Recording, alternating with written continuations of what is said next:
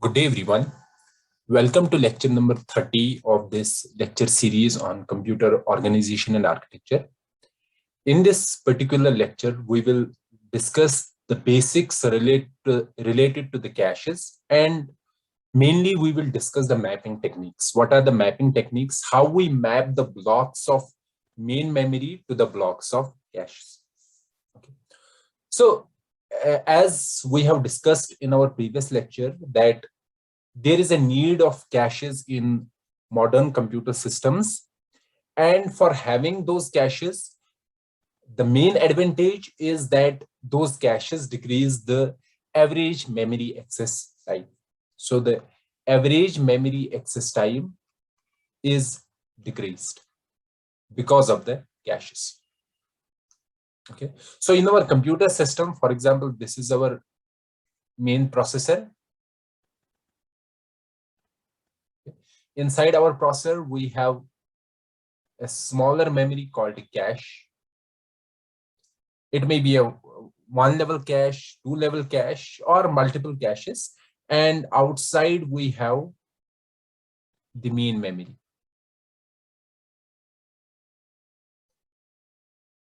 Let's suppose main memory is of, let's say 4 GB capacity, and caches are of, let's say 1 MB capacity. Okay. So what we have to do, we have to take the blocks from here and put those blocks into caches. So that means we have to take the block from the main memory and took that block and place that block in the cache. And we know that caches have small size, they have lesser number of blocks. So they will at a particular time only hold few blocks. Okay. And now let's suppose a processor has to get the data from the cache. What it has to do, the processor has to send requests to the cache. Okay. Then inside a cache, we have a cache controller. This controller does the following. First, it is responsible for lookup in the cache. Lookup means to see where that particular block is. Okay. And this cache controller from this request, basically this request contains the memory address. Okay. So from this request, it extracts the block address, which block it is asking for. And in the lookup itself, it will see that particular block, whether it is available on in the cache. Then it may have to do a read operation, read from the cache, or it may have to do the write operation, write from the cache. Okay. So these are some of the operations. The other operation is, for example, we have to bring, let's say some block is not there in the cache. Okay. If it is not there in the cache, then we have to bring that block from the main memory and put that block into the cache. Now, let's say if the cache is full. Okay. So that means we have to take the block from main memory and put that into the cache. So we should also know the insertion operation. Insert. How we insert blocks from main memory into the cache. And the last one is that, let's say the cache is full. So when the cache is full, now if I have to bring a new block into the cache, then I have to take out some of the block from the cache to make some space available and then place the new block at that particular position. Okay. So I should also know the replacement operations or replace operation. So these are some of the basic operations that we have to perform on caches. Okay. So these are the basic cache operations. But before discussing these basic cache operations, since we have to discuss each operation separately, we should know one important topic, and that is mapping of blocks from main memory memory to caches. This is the main topic that we have to discuss, or we can say we have to understand before discussing any operation related to the cache. So when we are aware about a mapping technique, then only we can decide the lookup, how to look up for a block into a cache, how to read data from the cache, how to write data into the cache, how to insert new blocks into the cache, and how to replace old blocks. Okay, so all these operations wholly and solely depends upon the type of mapping we are doing in the cache. Mapping here means that how we map the blocks of main memory to the blocks of cache. To understand these topics, these cache related operations, we should first understand the mapping techniques. Okay, so what we are going to do in this particular lecture, we will first discuss different mapping techniques for caches. Okay, so after completing the mapping techniques, then we will discuss these particular operations one by one.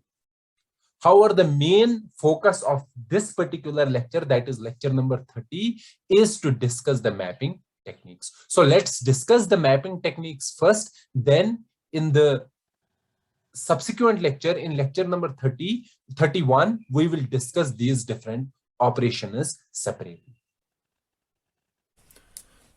So basically mapping here says that how will we map blocks of main memory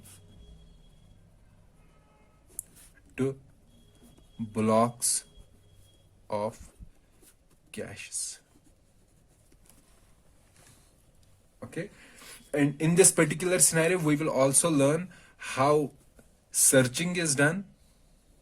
Searching means searching for data, and how data is inserted from main memory into caches, or from caches back into the main memory, or replacement policies we will discuss after that.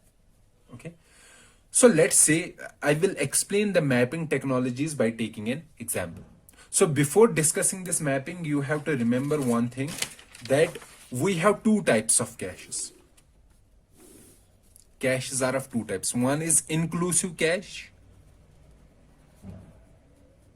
and another is exclusive caches.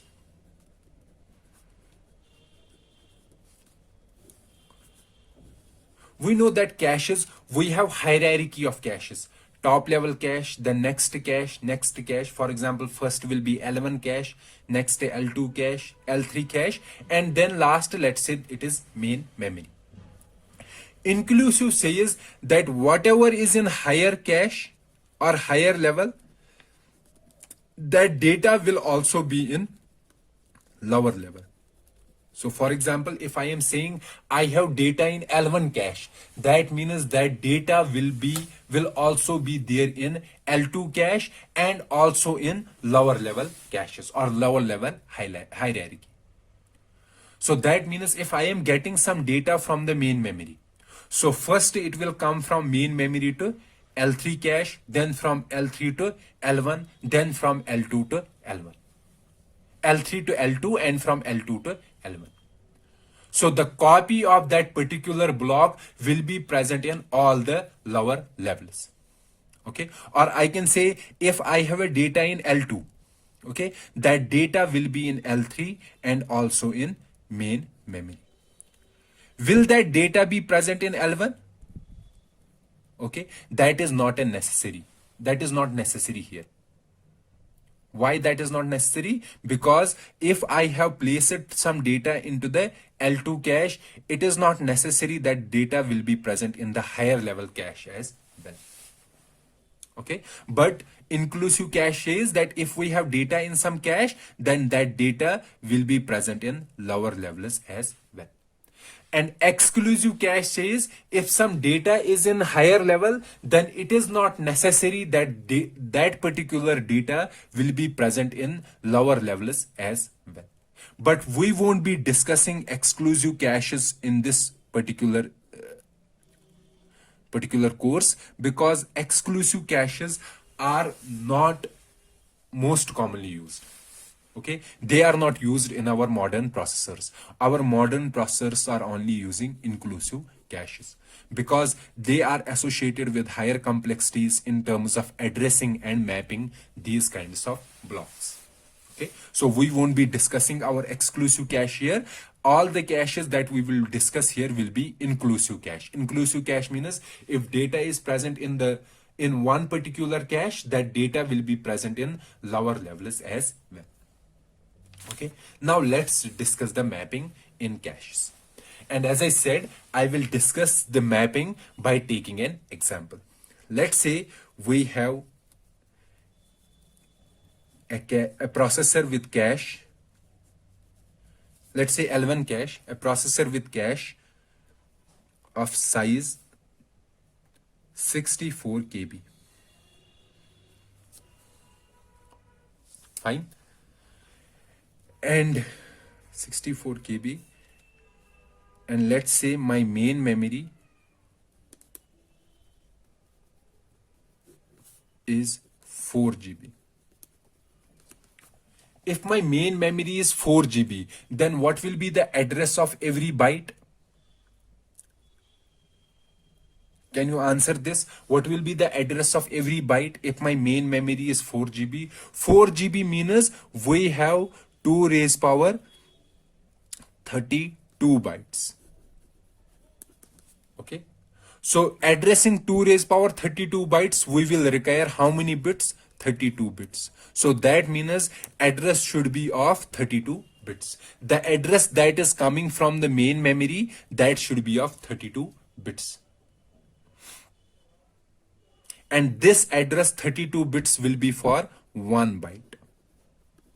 Okay, fine. So I am saying main memory size is 4 GB, cache is of 64 KB. Okay, block sizes, let's say 64 bytes. Cache block is also called cache line. And we have discussed already that whenever we are getting data from the main memory, we won't get a 1 byte. Instead, we will get a block. So if my processor requires a data, for example, 1 byte of data, and the address of byte is these 32 bits. Okay, so my processor internally, it will divide this address into a block address and offset. So using this block address, it will get the block, and using this offset, it will get the byte inside the block. Okay, so block size is 64 bytes. Okay, now let's see number of blocks in cache. Number of blocks in cache, that will be equal to 64 KB divided by 64. Okay, 64 bytes, and this will be equal to 2 raised power 10. And number of blocks in main memory, that will be equal to 4 GB. 4 GB will be 2 raised power 32 bytes divided by 64 bytes. And if we clear this out, it will be 2 raised power 26 blocks. So now we have to find a strategy where we have to map these 2 raised power 26 blocks to 2 raised power 10 blocks. We know that we cannot map everything, or we can say we cannot transfer these 2 raised power 26 blocks into the cache. We can only transfer 2 raised power 10 blocks at a time. Or we can say our cache can only hold 2 raised power 10 blocks from these 2 raised power 26 blocks. Now let's see how we are mapping the blocks from main memory into our caches. The first strategy is the first strategy is direct mapped cache. This mapping technique. Okay. So let me introduce what direct mapping cache is saying, that if we have a block in main memory and we have to transfer that block into the cache. Okay, so this is my cache. So how many blocks are there? 2 raised power 10 blocks. Okay, these are my blocks. Fine. Now, if I am getting a block from the main memory, at which location should I place that particular block? Okay, so at which location should we place that block? So that is decided by dividing this 2 raised power 26 with number of blocks in cache, 2 raised power 10. Okay, so whatever is the remainder, that will be the block in which we place that particular block. Let's say instead of having 2 raised power 10, for example, we have, let me give another example here. Let's say we have 8 blocks in main memory, 8 blocks in cache. Okay, and each block is of 64 bytes. And our main memory has 64 blocks. Main memory. Now we are having this cache. So how many blocks are there? 8. 1, 2, 3, 4, 5, 6, 7, and 8. This is block 0, block 1, block 2, 3, 4, 5, 6, and 7. Total 8 blocks. This is our cache. And we know every block has how many bytes? 64 bytes. So if I have to find 1 byte inside a block, how many bits will be required? I will require 6 bits. To find a byte inside a block, this will be an offset inside a block. So let's say I have got a block from main memory. Block from main memory. And my main memory has 64 blocks. 64 means 0 to 63. So what direct mapping strategy says, that whatever is our block number, okay, divide that block number by number of blocks in cache. And whatever is the remainder, that will be the place where we have to keep that particular block. Let's first take 0, the block 0 of main memory. 0 divided by 0 mod of blocks in cache. What are the blocks in cache? 8 is equal to 0. So that means 0th block will be placed in 0th block of cache. And if I have first block in main memory, first mod of 8, that will be equal to 1. So that will be placed here. Likewise, second will be placed here, third here, fourth here, fifth here, sixth here, seventh here. Now let's say 8th block in main memory. So where we will place this? Mod of 8, that will be equal to 0. So 8 will be placed at 0th. But we know that 0 is also placed at 0. So let's say I have got this block from main memory. So when I got this block from main memory, where will I place that block? I will place at block 0. Okay. Now at 0 block in cache, we have 0 block of main memory. Now let's say we want block 8. So this 8 will always be mapped to this particular block. So we have to place this block here at 0, but this 0 already has some other block. So we have to replace this block and place 8 here. Even if there are vacant positions here, direct mapping says that we can only map this block to this location. So how direct mapping is working? Direct mapping is doing, whenever we are getting a block, this is block, okay, we mod it with the number of blocks in the cache, and whatever is the result, that will be the resting place for this block. So let me repeat it here, what I am saying in direct mapping cache. So we have, this is our cache with these blocks, with how many blocks? 8 blocks, 0, 1 and 7. Okay, now before discussing this, let's say we have an 8-bit some data, 8-bit or any entry, 8-bit number. Okay, now for example, if I want to do a mod with, let's suppose 8, okay, what will be the result? So that result can be easily find out by using the last 3 bits. If the last 3 bits are 0, 0, 0, then result will be 0. If the last bits are 0, 0, 1, then result will be 1. If it is 0, 1, 0, then result will be 2.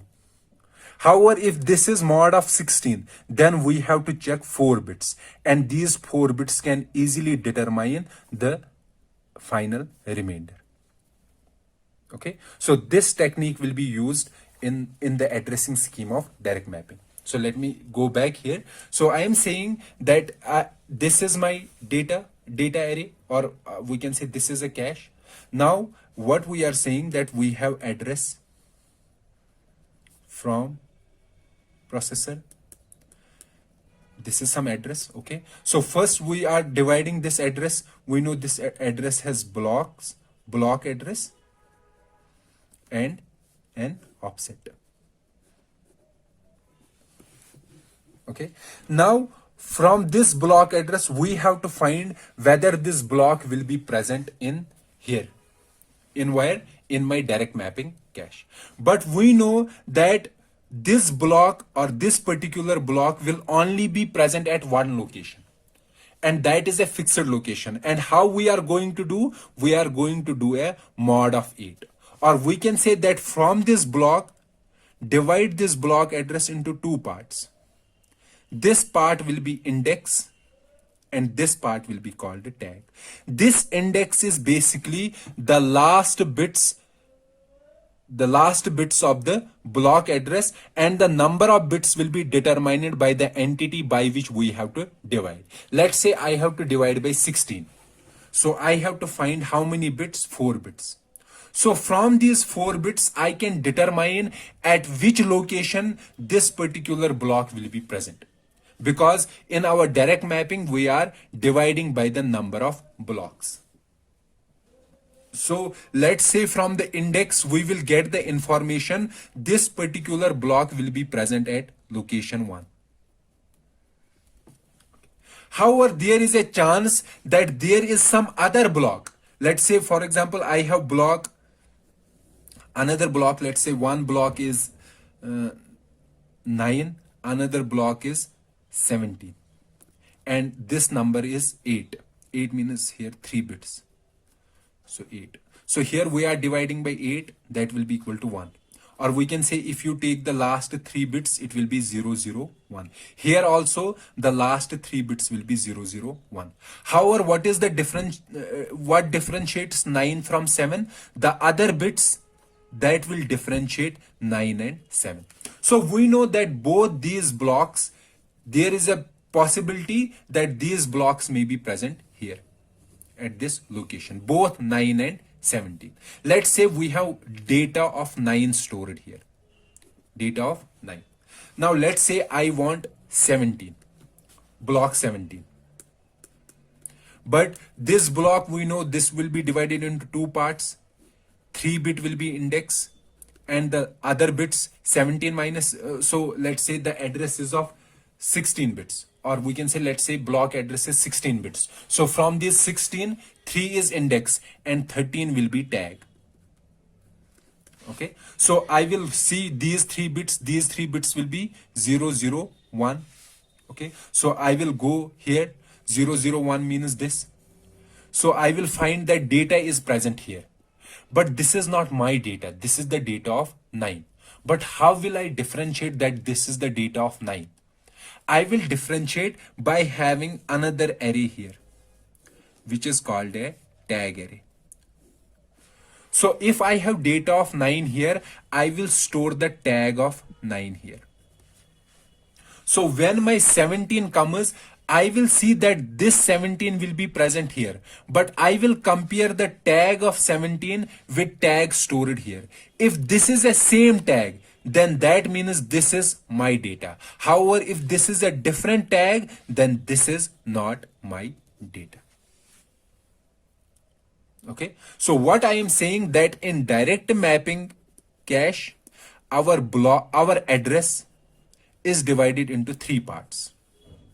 So one is the tag, second part is the index, and third part is the block. Is the offset. So this is determined by the block size, the number of bits offset. This is determined by the number of blocks in cache. And this will be the total address minus this minus this. And in the tag array, we will store the tag. And using an index, we will find out the location at which my memory block will be present. And using the offset, we will find out the byte inside a block. Okay, so in direct mapping, so what I am saying, so we have a tag, we have index, and we have offset. So offset is address of byte inside a block. Index says block of cache where my block will be present, and tag says whether it is my data or data of some other block. Okay, fine. So, and as I said that our cache will have two arrays. One will be a tag array and another will be a data array. Now, if we can see that what is the advantage of direct mapping. Direct mapping. The advantage of direct mapping is that searching is easy. Searching is easy. So how we are doing the searching? So let's say I have to search some address X. So I will first divide this X into three parts: tag, index, and offset.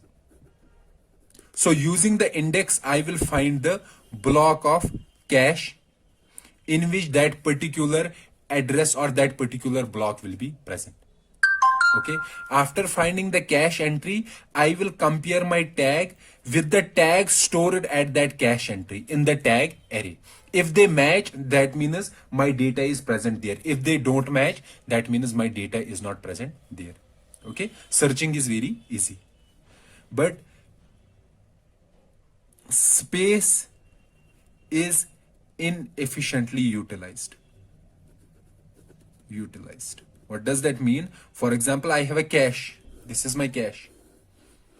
And this is, let's say, block 0. Let's say it contains data. And all other blocks are free. Now, let's say I have to get block 16 from the main memory. Where can I place this 16? I know that 16 can be placed at this location, not at some other location, even if some locations are free. So that means I have to remove this some other data, and place the data 16 here. I cannot place this data at some other location. Because why I cannot place this data? Because it is saying, direct mapping is saying that mod with 8 and mod bit 8 will be 0. So I have to store it here. So data space is inefficiently utilized. So this is the disadvantage of direct mapping cache. And let me reiterate it, summarize it. Whenever you have to find the cache block for a memory block, you have to find the index, and from that index you can easily find out the block. And index will depend upon the number of blocks in cache. So if number of blocks in cache, then index will be 3 bits. So after the offset, 3 bits will be index. If the number of blocks is 16, it will be 4 bits. If it is 32, it will be 5 bits. Fine. And these are it is advantages and disadvantages. Okay. Now the second strategy, second technique is called associative mapping. Second mapping technique is associative mapping.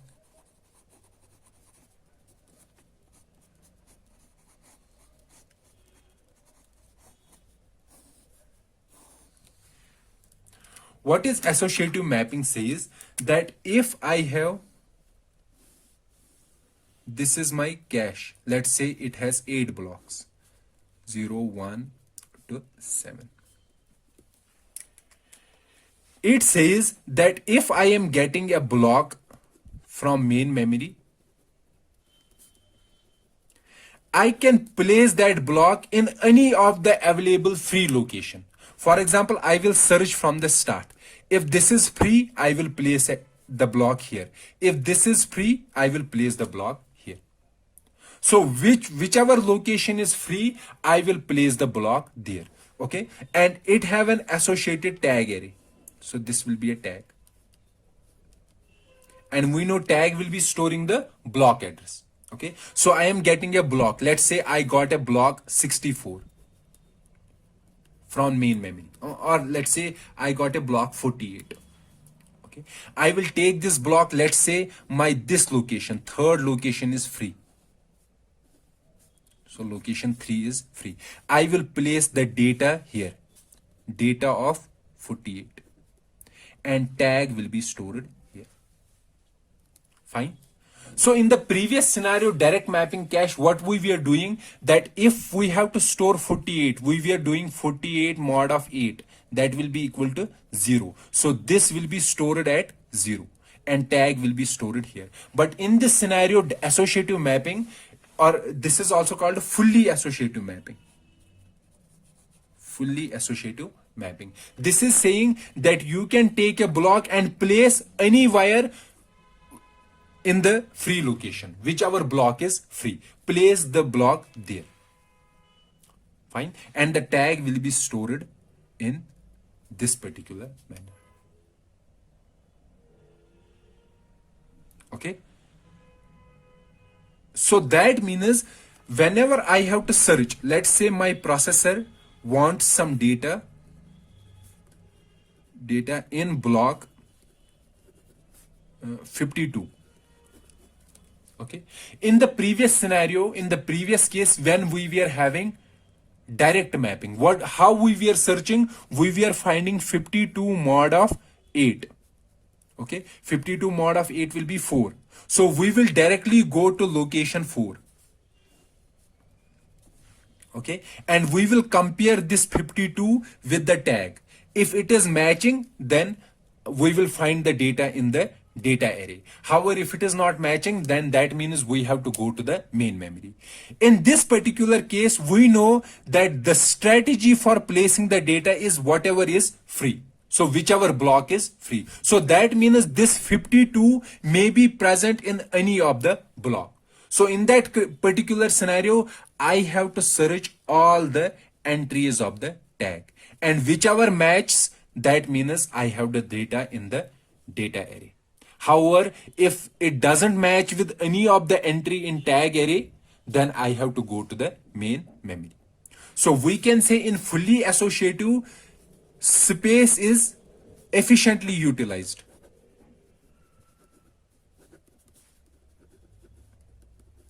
But searching takes more time because I have to search all the entries. Takes more time.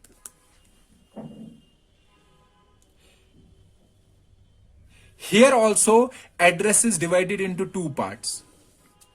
One will be the tag part and another will be the offset part. So we have discussed two schemes here. One was direct mapping and another is fully associative. In direct mapping, address was divided into three parts: tag, index, and offset. And in fully associative, address is divided into two parts. One is tag and another is offset. Okay, so here we have the advantage of having less searching time but less space efficient, and this has the advantage of space efficient but disadvantage is high searching time. So let's do one thing. Let's combine these two together in such a manner such that we can have this advantage here, advantage of direct mapping, and fully associative's space efficient advantage. So that particular scheme is the final and the third scheme, which is set associative mapping. So this set associative mapping is a hybrid of direct mapping and fully associative mapping. So let's see what it is doing. This set associative mapping, it combines the direct mapping and fully associative mapping together. Let's see how. So it divides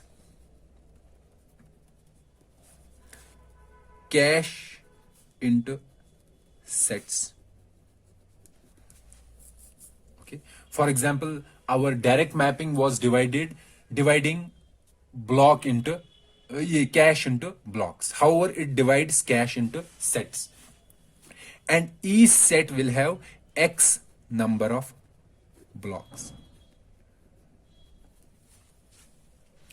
Now, if I have to map any block to the set, okay, or any block from the main memory to the cache, I have to first see to which set this block belongs. Let's say I have a block address.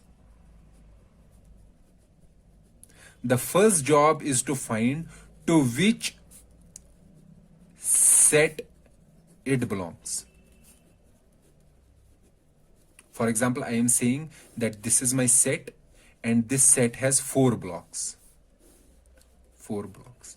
The first job is to find to which set it belongs. When we find out the set to which it belongs, then we can place this block in any of these available 4 blocks. Okay, but the first job is to find to which set it belongs. So what in the set associative map we are doing? We are dividing the cache into sets. Okay, like in direct mapping. Direct mapping, we were dividing cache into blocks. Then in the direct mapping, what we were doing, whenever I have to map a block from a main memory to a cache, I was first finding out to which block in cache this block in main memory belongs. However, in set associative, we are doing the same, but we are looking at to which set in the cache this block belongs. Okay, and that is done. For example, in our direct mapping, when we were finding the to which block it will belong, we were dividing block address with number of blocks in cache.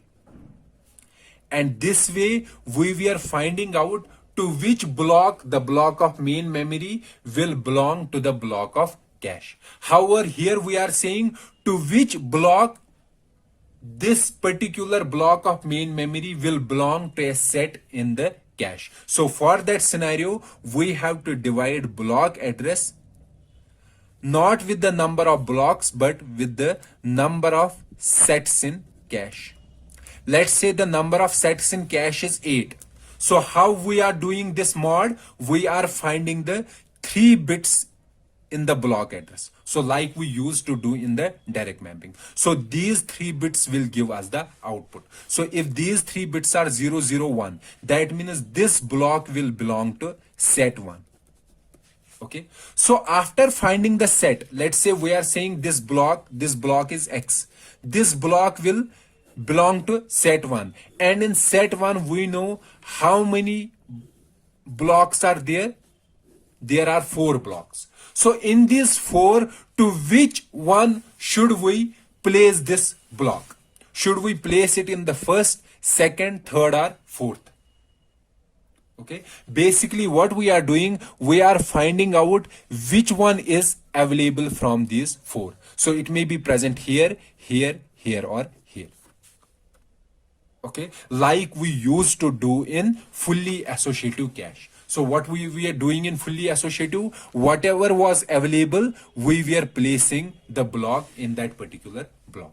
So here you can see that in set associative, the first thing, mapping of block to set is done according to direct mapping technique. However, placing the block inside the set, that is done with the help of fully associative cache. In the fully associative cache, we have to search the entire cache. However, in the set associative mapping, instead of searching the entire cache, we will first find the block to which set it belongs, and after finding the set, we have to search only the entries in this particular set. And we know a set has small number of entries, so it will take us less time. Okay, so we take the advantage of direct mapping, and the advantage was that we want to go to one particular location, and in this case we are also going to one particular location here is the set. And then the advantage of direct mapping, the advantage of fully associative was to space should be efficiently utilized. So here we have 4 locations, we can efficiently utilize these 4 locations. Yes, it is not as space efficient as fully associative, but better than the direct mapping cache. Fine. So what we are doing in set associative map, so whenever we have an address, that is address X, we are dividing this address into 3 parts. One part is the offset we already know. The second part is the set, to which set it belongs, and the third part is the tag. Okay, and tag is used, for example, if I found out that this is my set to which my block belongs. Now we have for each block we have an entry in tag array.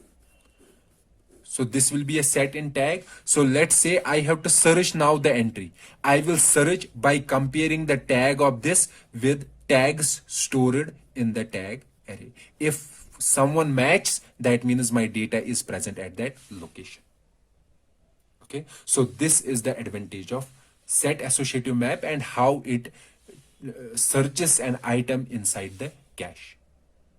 Okay, and please remember here that if I am saying that if there are 4 blocks in a set, then that particular cache is called a 4-way set associative cache.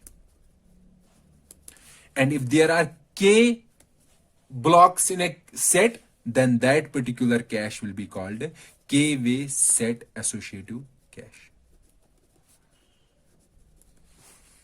Okay, now for example, if I have 1 block per set, so in every set I have how many blocks? 1 block. Then it is same as direct mapping cache. Having one block per set will be same as direct mapping cache. Okay, and having n blocks per set, where n is number of blocks in cache. That means there will be how many sets? Only 1 set. Then in that particular case, the this associative cache will behave like a fully associative cache. Please ponder upon these two scenarios and see how it will be a direct mapping cache and how this will be a fully associative cache. Let me summarize now here. So we have direct mapping.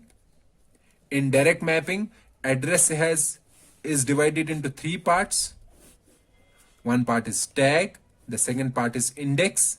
Index is determined by the number of blocks in cache. And this is offset. Offset is determined by the number of bytes in cache. Number of bytes in a block. Okay. Then we have fully associative. The address is divided into two parts. One is the tag and another is offset. And then we have set associative. And this is divided into three parts: tag, set, and offset.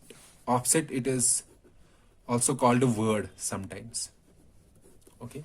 Set is determined by the number of sets in the cache. Fine. So this completes our discussion about the mapping techniques in mapping the blocks of main memory to the blocks of cache. So now let's discuss some of the problems related to the mapping of blocks from the main memory to the cache, and that will help us to understand these different mapping techniques that we already discussed. So here I have written one of the question here. So the question is that we have an 8 KB direct mapped cache. So the cache, the design that is there for the cache is that it is direct mapping. So that means when we have a direct mapping cache, so if we are receiving the address from main memory, so this address from the processor, this address will be divided into three parts. Okay. The first part will be the offset. The second part will be the index. And the remaining part will be a tag. Okay. So this particular offset, it determines the number of bytes in a block. Index determines the number of blocks in cache. Let's see how it works. So we have an 8 KB direct cache. So the size of cache is 8 KB, or we can write it at like this. It is 8 into 2 raised power 10 bytes. Okay. This is the size of cache. And it is written here, an 8 KB direct mapped write back cache is organized.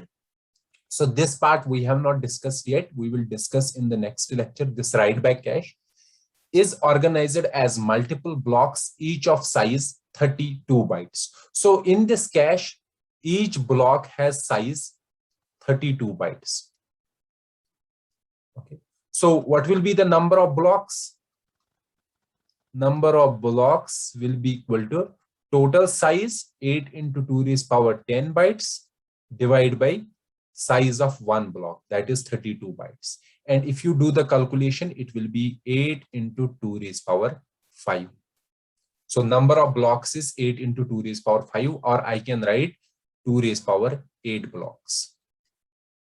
So that means how many bits are required to recognize each block? So we require 8 bits for each block. Okay. So the index here will be of 8 bits. So this is one part. Also, it is saying the block size is 32 bytes, or we can write 2 raised power 5 bytes. So that means how many bits will be required to recognize each block? That will be 5 bits.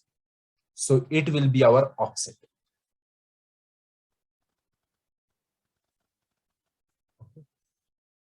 So the offset is 5. So we got the offset as 5. Index is 8. Now let's see the tag. So let's go here. So we have completed up to this. The processor generates 32-bit addresses. So the processor is generating 32-bit address. Okay. So the total address is 32-bit. Out of these 32 bits, 5 is the offset, 8 is the index. So what will be for tag? So for tag, it will be 19 bits. So as I said that in our cache, we have two parts. One is the data array, and this one is the tag array. And tag array contains the tag. So you can see how many blocks are there. So there are total 2 raised power 8 blocks. So how many tags will be there? Since we have a tag for each block, so there will be 2 raised power 8 tags. And each tag has size how many bits? 19 bits. Okay. Now, so up to this we completed it. Now comes here. The cache controller maintains the tag information for each cache block comprising of the following. So each cache tag entry, this entry, it has the following entities. So what are the entities? One valid bit, one modified bit. So we will discuss what is a valid bit, what is a modified bit in our lecture number 31. And we will see their importance as well. Okay. So one valid bit, one modified bit, and as many bits as the minimum needed to identify the memory block mapped in the cache. So in this tag entry, we have the following entries: one valid bit, one modified bit, and these minimum bits required to identify memory block. That means this tag. So that means these 19 bits. So each tag entry contains 1, 2, and 19, 21 bits. And out of these 21 bits, 19 bits are for tag, 1 bit is for valid bit, 1 bit is for modified bit. So you have to remember that these modified and valid bits are always stored with this tag entry, not with the data entry, with the tag entry. So if the question is what will be the size of each tag entry? So each tag entry has size 21 bits. And what will be the size of total tag directory? So each tag has 21 bits and total are 2 raised power 8. So size of tag directory will be equal to 21 into 2 raised power 8. So we will do the calculation and it will be 2 into 21 into 2 raised power 8 will be 5376 bits. So we completed this part. Let's see what is the question. What is the total size of memory needed at the cache controller to store metadata? Metadata means tags for the cache. So we have to find the total memory required or total size of this cache tag directory. So we have already completed. It is 5376 bits. So this is the memory that is required to store this entire tag.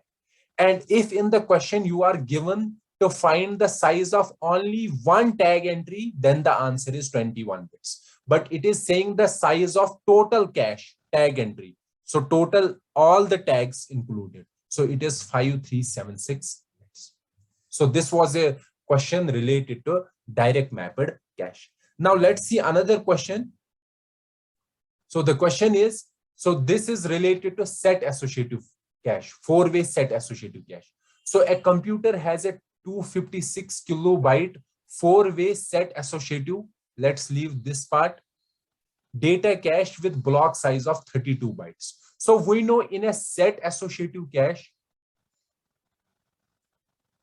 the address, so how many, the processor sends 32-bit address. So we have 32-bit address. So this address is divided into 3 parts. The first part is offset. Second part is number of sets. bits required to denote sets, and the third part is tag. Now let's see the question. A computer has 256 kilobyte cache. So cache size is 256 kilobyte, or I can write it 256 will be 2 raised power 8 into 2 raised power 10 bytes. Okay, this is the cache size. And it is saying it is 4-way set associative cache. We will see this 4-way set associative cache, but it is saying that block size is 32 bytes. So block size is 32 bytes. Now, if we can find the number of blocks will be 2 raised power 8 into 2 raised power 10 bytes divided by 32 bytes. 32 bytes is 2 raised power 5 bytes. So it will be, so the total number of blocks will be 2 raised power 3 into 2 raised power 10. Number of blocks.